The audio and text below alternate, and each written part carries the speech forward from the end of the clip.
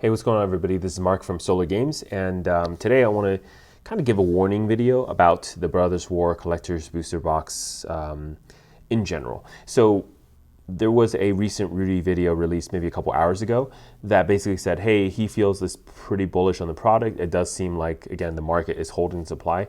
Now, for Rudy's credit, he is basically saying that's the numbers. That's what he's seeing. So the numbers are telling him that the product is being supported by the amount of people who are willing to purchase it, right? Between eBay, TCG Player, and all of your other general locations where we can actually track data of sales, right? With Amazon, it's not clear to us how many units are being sold, so we can't really tell if the flow through is correct. I think I agree with him in general about the numbers, but I wonder if there are things that he's not considering because of the way that these numbers can be skewed.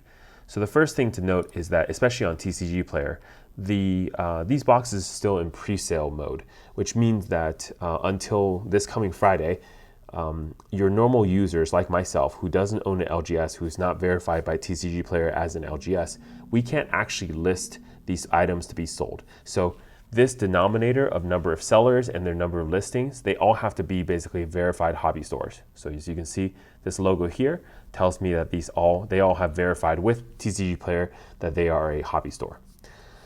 That actually is what allows them to even list these items on TCG Player during this time, right? Number two is, as you can see, while there are not that many listings, we do still have listings like this that are saying they have a unit of 225.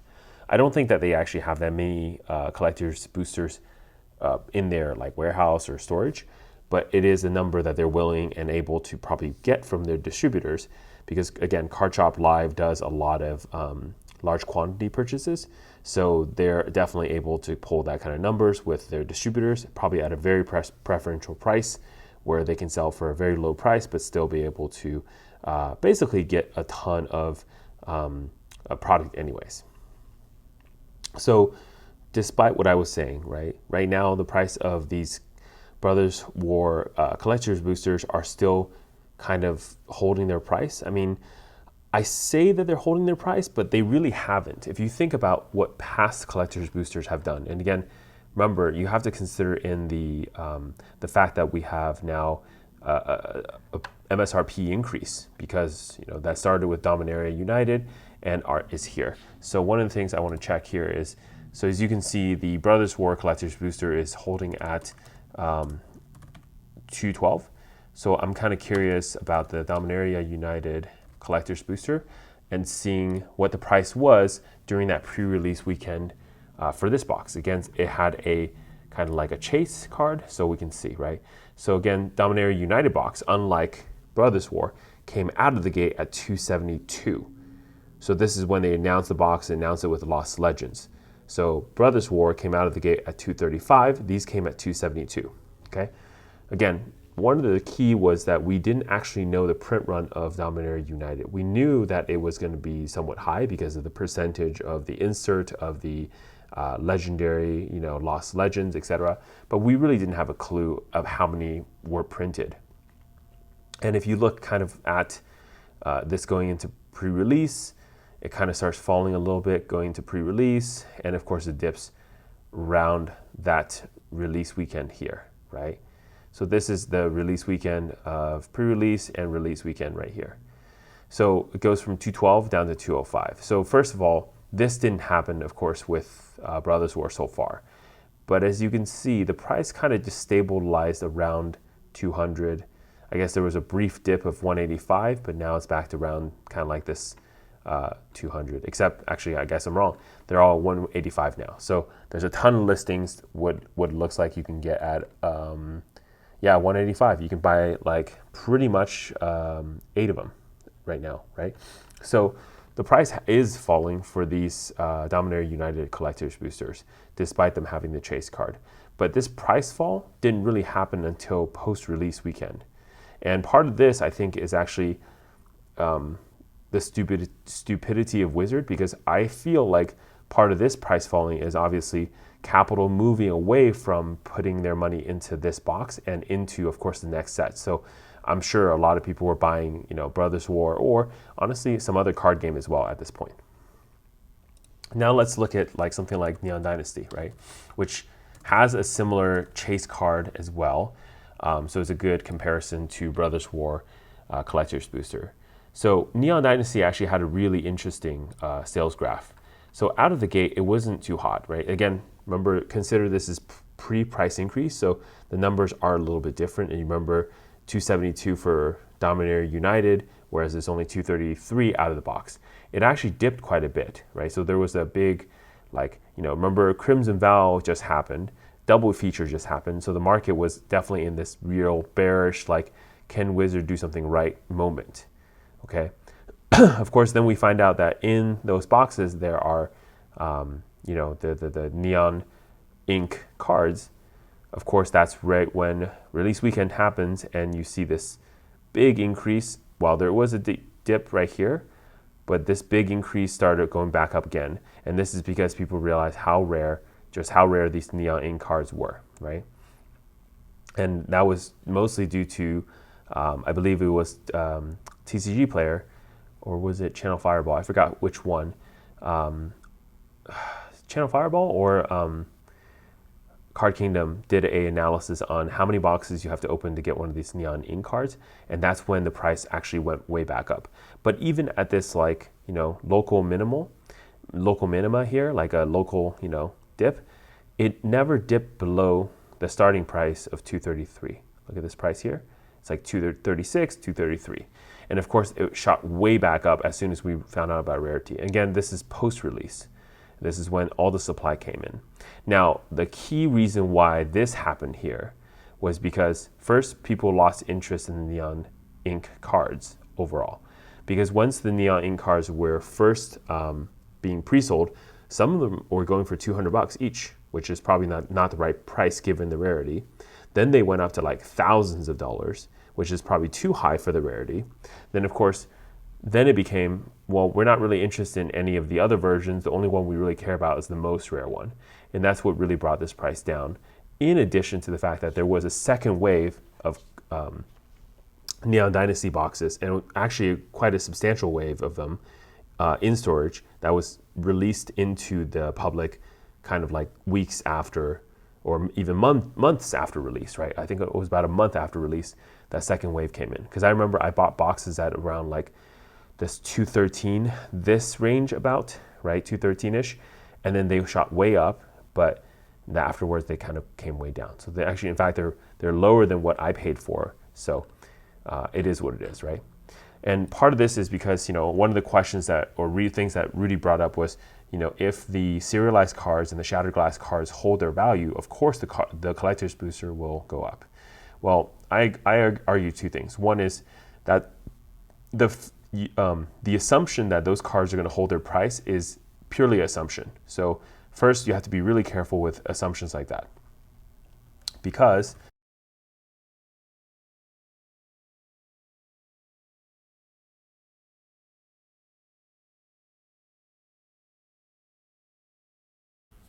all right, here we go. Okay, thank you for your patience. Just looking at the Hitazugus, right? The red one everyone knows is the most rare, and this one is still holding pretty well at the 1300 mark. But as you can see, the other versions, like the yellow or the green or the blue, they've pretty much fallen quite a bit from their highs. So as an example, the green, which is I believe the second most rare here, this at one point was up over like, I remember this being higher than even this number here, 260, but apparently I guess that's the number. So let's check the blue one here too. I think the blue one is the least common, or the most common, I guess. Yeah, so at some point, I guess this was 100, now dipping down to 50. So a drop of almost 75%. Sorry, a drop of 60 something percent, right? Because you're losing a third of the value, 2/3 of the value here.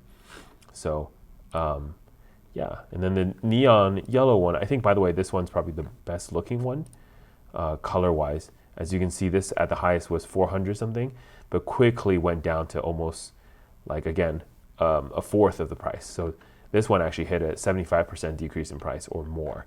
So pretty crazy dip in price. And if we're just looking at the listings here, there's probably maybe 60 or 70 or so on the market right now being listed. Again, you can of course arbitrarily list any number you want, but most of these listings are one-offs, a couple 2 or 3s. So I'm adding a couple. So let's say there are 70 or so in the market right now. Even with a population of that, they cannot hold anywhere near the price that they were holding before.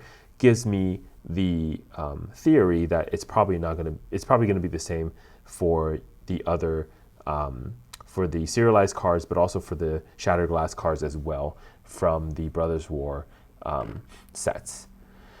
So I think the best thing I can say is only time will tell, and I can pretty much tell you right now that at least as far as I'm concerned, or where I'm sitting, I'm definitely going to just hold back and watch, because there's really no need for me to take action.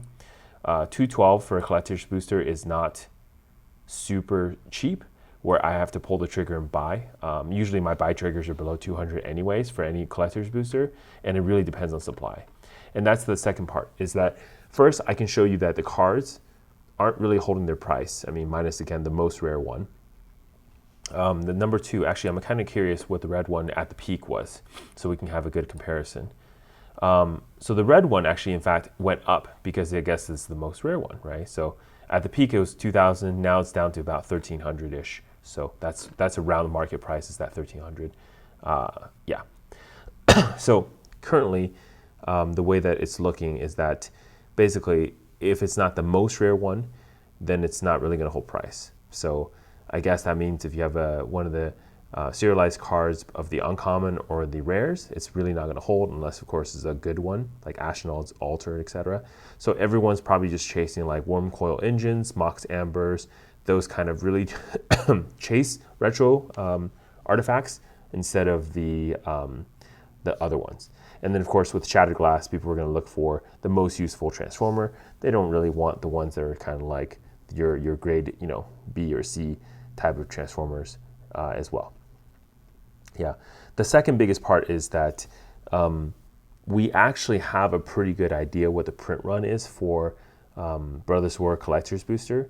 So my assumption is that the only reason why these prices are holding so well is because the full supply has not been released to the market. In fact, I'm fairly sure that Wizard is holding back, and I don't know what they're holding back for, because they could either be holding back from distribution, right? That's number one, or could also be that distribution wasn't getting the right number of orders, before pre-release, where they didn't even buy enough from Wizards. So essentially, like, the way that it has to work is distribution has to put in their orders after they get their orders from the stores. So stores put in orders, distribution then takes those numbers and makes a order, usually some number above that, so they have a little bit of restock in case stores come back and order more during the week before they go back to Wizards and order additional product, right?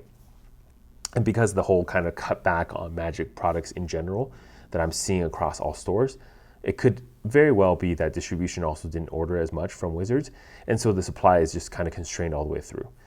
I mean, we saw this with Warhammer 40K decks as well, right? Out of the gate, the decks all were really good, and so people really liked them. They all went up to like $270. But the Warhammer display decks, I think all deck of set of 4, now is around, I believe maybe around what, 230, 220-ish? Because I remember these were 270 at some point. Yeah, exactly. So as you can see, these were selling quite often at 270. I sold a couple of them at this price back then as well. But of course now they're back to this number simply because Wizards said, "Yep, we will print them more next year. So don't worry about if you didn't get enough, if you didn't get them this time, right?" So supply really does play a big factor. So my recommendation to you, I don't think that the current positivity in the market for Brothers War is a trigger for you to go crazy and buy Brothers War. Like I've always recommended to everyone on my channel, if it's a product that you like, you should go buy it because you enjoy the cards anyways. You're going to crack it, you're going to have fun. But if it's something that you're trying to put money down and invest, you really have to look for an opportunity to really lower your downside potential. And I don't think we've hit that point yet. So if I could give you a recommendation, I would probably sit back and relax and wait, because you're really seeing two things. One is we know there's 300K boxes, right? Around that number. Again, it's not that exact number, But given the amount of artifacts that we know, given the drop rate that we know, basically, we can estimate, we know it has to be around that number. And sure, you can give a couple boxes over to like, different languages, your gift bundles, your box stores, retailers like Walmart, whatever, doing the single packs. Even then, we're still looking at like 220, 250 collector's booster boxes, which is still quite a large number. Again, if somebody buys a gift bundle too, they have less money or capital to then put in to the collector's booster as well. So just put it in that perspective too. It's, money is not infinite. So the people who are going to buy a certain product, having a divergent product line, many different things, set booster, draft booster, collector's booster, gift bundles, normal bundles, jumpstart, theme booster, etc. You're really spreading also the amount of money that could be focused into buying a certain product. So if they're trying to unload, let's say 220, 250 collector booster displays on the market, the smartest thing that Wizards could do, especially in this case, is simply to not send them all down at the same time. And it seems like that is pretty much what they're doing, is that they're holding back the supply, either because distributors haven't actually ordered them, or Wizards is artificially doing this to make sure that supply doesn't hit the market. The other thing that's also different too is, remember, this is Wizards' first time trying a thing where they're sending out collectors boosters to all the stores. So prior to this, for a couple sets now, they've been allowing WPM premium stores to have collectors boosters, whereas other LGSs had to wait an additional week at the release date. Now all the stores are getting all the products at pre-release, right? So that's really pushed up the timeline a little bit differently. But it's the first time they're trying this, so I'm wondering if they're also holding back supply. They don't want the rush of the market and the dip in card prices, which will cause, like, of course, a collapse on the booster box sales, which will then cause, of course, upstream issues. So they want to release a set. They want to make sure the set is as expensive as possible to then hold on for longer term to sell the cards. So again, use caution with all the data you have out there. My recommendation to everyone is just kind of sit back, relax, don't make any drastic actions given this data. And sure, if it's doing great, great. But otherwise, I wouldn't make any big moves until at least probably after Black Friday, which will be nicely situated at a point where we'll be a couple weeks out from the full release of Brothers War, and see if it really will hold this price that Rudy thinks that it seems to hold. So that's my advice for you today. Thanks, and this is Mark from Solo Games. I'll see you next time. Bye-bye.